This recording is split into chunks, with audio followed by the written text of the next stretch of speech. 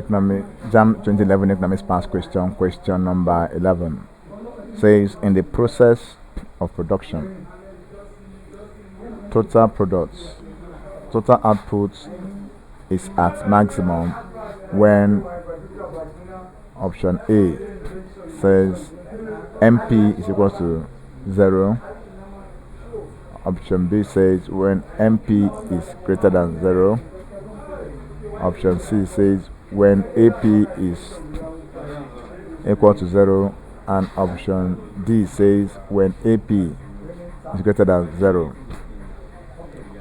So total products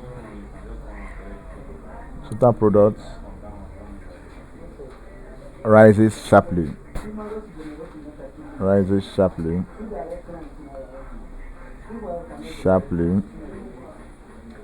and curves at maximum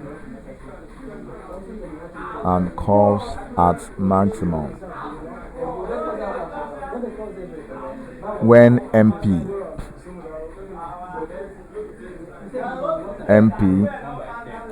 is 0. TP, total product, declines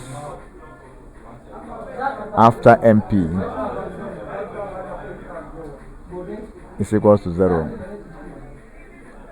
and MP assumes negative values.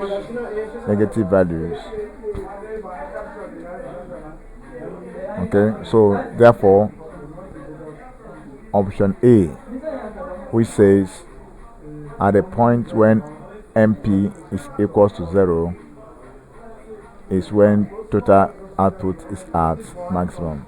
That's the correct option. Thank you, and please subscribe for more past questions.